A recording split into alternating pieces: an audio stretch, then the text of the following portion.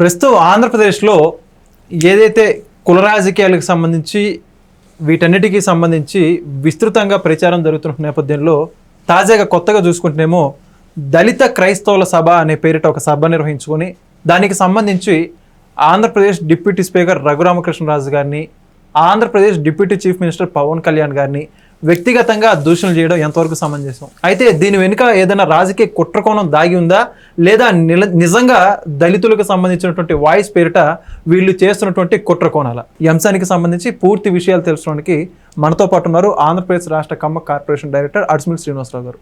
Sir నమస్కారం అండి. నమస్కారం సార్, ఈ మధ్య కాపుల పేరుతో రాజకీయాలు, దళితుల పేరుతో రాజకీయాలు విచ్చలవిడిగా చేస్తున్న నేపథ్యంలో ఏ పార్టీకి చెందట్లేదు మేము చెప్పుకుంటూనే మరోపక్క ఆంధ్రప్రదేశ్ రాష్ట్రంలో కూటమి నాయకులందరి గురించి మాట్లాడడం, అది కూడా ఇందులో ఏకంగా దేవుళ్ళని కూడా తీసుకొచ్చారు. గతంలో చూసుకుంటే వెంకటేశ్వర వెన్నైపోయి ఇప్పుడు యేసుక్రీస్తు పేరును కూడా తీసుకొచ్చేసి ఈ విధంగా మాట్లాడతారా, మేము ఎంత చూస్తాం. ఒక ఆయన అయితే డైరెక్ట్గా నేను ఉప ముఖ్యమంత్రి అవుతాను, నా కోసం తలుపులు తెరిచుంటే మాట్లాడుతున్నారు. ఏమంటారు వీళ్ళందరి గురించి మీరు? అంటే ఉప ముఖ్యమంత్రి అవుతాడంటే మరి ఎక్కడన్నా వాళ్ళు ఏదన్నా చిన్న మీటింగ్ పెట్టుకుని అక్కడ అందులో అవుతాడేమో మరి. అంతేకాని రాజ్యాంగబద్ధంగా ఎన్నికలు జరిగి ఎమ్మెల్యేగా గెలిచి అధికారంలోకి వచ్చేయటం అనేది కొంచెం అసాధ్యం. వాళ్ళ ఆశలు ఉండటం, ఆశయాలు ఉండటం తప్పట్లేదు ఎవరున్నాయి. ఒకటి మాత్రం నిజమండి, ఇది ఎలా ఉంటుందంటే గాల్లో కత్తులు దూసినట్టుగా ప్రత్యర్థి లేకుండా యుద్ధం చేసినట్టుగా ఉంది వాళ్ళకి. ఓకే, జడా శ్రవణ్ కుమార్ గారు కానీ లేకపోతే నిన్న జరిగిన మీటింగ్ కానీ అది వాళ్ళు ఎవరి మీద యుద్ధం ప్రకటించారు? హిందువుల మీద, హిందూ మతం మీద. రఘురామకృష్ణరాజు గారి మీద మాట్లాడేమని అనుకుంటున్నారు వాళ్ళు, పవన్ కళ్యాణ్ గారిని. కానీ వాళ్ళు యుద్ధం ప్రకటించింది హిందువుల మీద. ఇన్నాళ్ళు కలిసిమెలిసి ఉండి క్రైస్తవులు హిందువులు కలిసిమెలిసి ఉండి ఒకరికొకళ్ళు కోఆపరేట్ చేసుకుంటూ ఒకరికొకరు సహకరించుకుంటే క్రైస్తవాన్ని దూరం పెట్టకుండా హిందువులందరూ కూడా ఆదరించిన చోట వాళ్ళు హిందువుల మీద దాడి కింద మాట్లాడిన మాటలు ఉన్నాయి అక్కడ.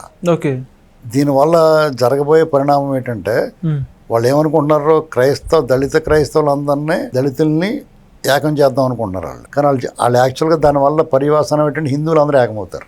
ఓకే, వాళ్ళు కన్సల్టేట్ అవుతారు. ఇప్పుడు వరకు పట్టించుకునే వాళ్ళు చూసి ఓ బాబు మనం ఏకమవ్వకపోతే వీళ్ళతో ప్రమాదం అనుకుంటారు. అంటే అట్లీస్ట్ వీళ్ళతో దళిత క్రైస్తవులను ఉన్నారా వీళ్ళ వెనకాల? ఉంటారు. ఎందుకుంటారు? ఉంటారు. ఓకే, ఇప్పుడైతే మైనారిటీ గ్రూప్స్ అన్ని కొంచెం కలిసికట్టుగా ఉండాలనుకుంటారు. ఓకే, కానీ అట్ ది సేమ్ టైం అవతల కూడా కన్సల్టేట్ అవుతారు కదా. ఖచ్చితంగా కదా. మరి నువ్వు మైనారిటీ గ్రూప్ కన్సల్టేట్ అయ్యి నిన్ను ఎవరు పట్టించుకున్నప్పుడు నిన్ను ఉనికి నువ్వు కాపాడుకుంటావు. ఎప్పుడైతే అవతల నిన్ను బెడదగా భావించాడో ఆ టైంలో వాళ్ళు కన్సల్టేట్ అవ్వడం మొదలెడితే దేశంలో బీజేపీ నెగ్గినట్టు ఎక్కేస్తూ ఉంటారు వాళ్ళే.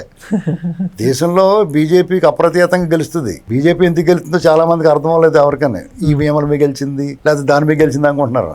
కరెక్ట్గా ఎన్నికల దగ్గరికి వచ్చేటప్పటికి ఎన్డీఏ కూటమి కానీ బీజేపీ కానీ లాస్ట్ మినిట్లో ఓటేసే ముందు ఆడికి ఈ యాంటీ హిందూస్ కనిపిస్తారు.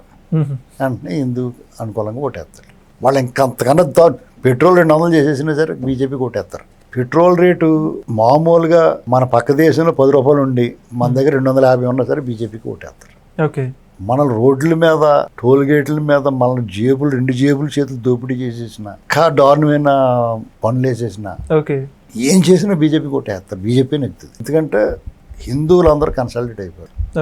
అలాగ అయిపోయేలా చేసింది ఎవరంటే కాంగ్రెస్, కమ్యూనిస్టులు అందరూ కలిపి మితిమీరిన మైనారిటీ మద్దతు, ఆ మాటలు సెక్యులర్ అని చెప్పేసి ఓవర్ యాక్షన్ చేయబట్టి హిందువులందరూ కూడా బాబు వెళ్తే ప్రమాదం రా బాబు అనుకుని వాళ్ళందరూ యాక్ట్ అయ్యారు. మతం అనేటువంటి మొత్తం మంది డ్రగ్ దానికి అలవాటు పడిన దాన్ని ఎవడం మానిపించలేడు.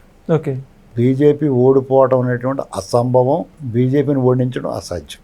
Okay, mark my words. మళ్ళీ గెలుస్తారు 2029లో కూడా గెలుస్తారు. ఎందుకంటే మీరే వాళ్ళని గెలిపిస్తున్నారు అంతే.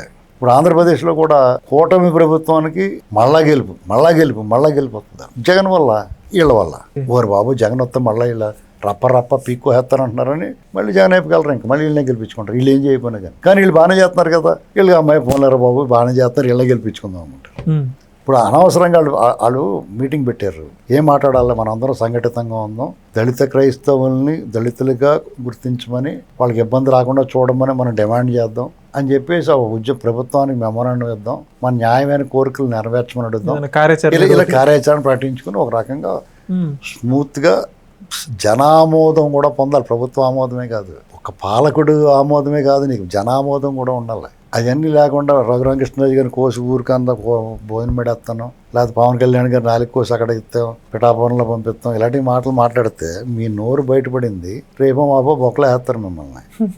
మీ వెనకాల జగన్ గట్ట ఏం రాడు, మీరు మీ ఎదురుగుండా కూర్చున్న వాళ్ళు కూడా రారు. ఇందుకోసం ఇదంతా సమాజంలో మీరు చిచ్చు పెట్టి మీరు ఏం సాధిస్తారో, మళ్ళీ ఎలక్షన్ మొన్న ఎలక్షన్లో 700 వచ్చింది, మళ్ళీ ఎలక్షన్ 70 కూడా రాలేదని మిమ్మల్ని మర్చిపోతారు. మీ అలాంటి వాళ్ళు ఎంతోమంది వచ్చారు రాజకీయాల్లో, ఉద్ధరిస్తాం ఊడబడుతాం అని. మొన్న ఎన్నికల ముందు కూడా గడగడ ఆడారు, ఇప్పుడు అడ్రస్ లేకుండా పోయారు. రకరకాల ఇష్యూలు జగన్మోహన్ రెడ్డి తీసుకొస్తాం, ప్రజలకు అందరికీ అర్థమైపోయినాయి. ప్రతి ఇష్యూ కూడా సంబంధం లేకుండా ఏదో మాట్లాడు, తిరుమల తిరుపతి దేవస్థానం గురించి ఏదో చేస్తూ ఉంటారు, పోలవరం గురించి మాట్లాడుతూ ఉంటారు, అమరావతి గురించి మాట్లాడుతూ ఉంటారు, రోడ్ల గురించి మాట్లాడుతూ ఉంటారు, మెడికల్ కాలేజ్ గురించి మాట్లాడుతూ ఉంటారు, అన్నా క్యాంటీన్ల గురించి మాట్లాడుతూ ఉంటారు, ప్రభుత్వ హాస్పిటల్ గురించి ఇవన్నీ మాట్లాడుతూ ఉంటారు. జనాలకు అలవాటైపు నిజమైన సమస్యలను కూడా పట్టించుకోరు. ఇంక జగన్ అలాగే చెప్తాడు అనుకుంటారు. మీ విషయం కూడా అంతే. సమాజంలో ఆంధ్రప్రదేశ్లో మత గొడవలు ఎప్పుడూ లేవు, ఉండబోవు, కానీ మీరు దాన్ని తీసుకొస్తున్నారు. ఇప్పుడు వరకు క్రైస్తవుల పట్ల ఎవరికీ ఇబ్బంది లేదు, అసలు వాళ్ళతోటి గొడవలు లేవు ఎవరికి. ఆ పాస్టర్ చనిపోతే యాక్సిడెంట్ అయ్యి దాన్ని ఎంత పెంట చేశారు. అదే ప్రవీణ్ అప్పుడు అమ్మ కొంచెం జాగ్రత్తగా వెళ్తాడు, ప్రమాదంగా ఉంది.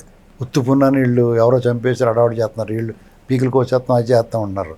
ఈ రకమైన విధ్వంసం, ఈ రకమైన టెర్రరైజ్ చేసే మాటలు ఎప్పుడు వినపడలేదు. వాళ్ళు శాంతి కాముకులు క్రైస్తవులు, ఒరిజినల్ క్రైస్తవులు, చాలి దయ కరుణ శాంతి కాముకులు వాళ్ళు.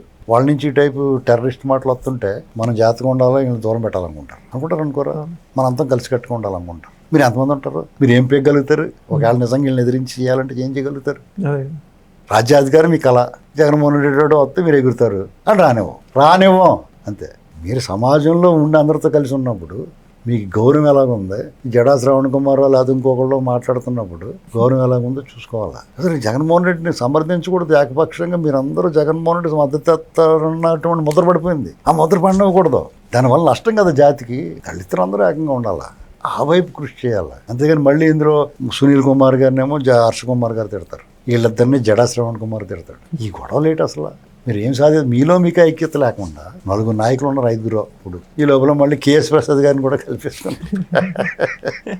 ఇంకో తోడు హాస్యాస్పదం కామెడీ అయిపోయింది అదంతా. పైగా మీరు నేరం చేశారు. ఇప్పుడు రాజ్యాంగబద్ధ పదవిలో ఉన్న రఘురామకృష్ణరాజు గారిని కోసి కూర వండుతాం ఏదో అన్నారు, ఖచ్చితంగా జైలుకి వెళ్తారు. Thank you.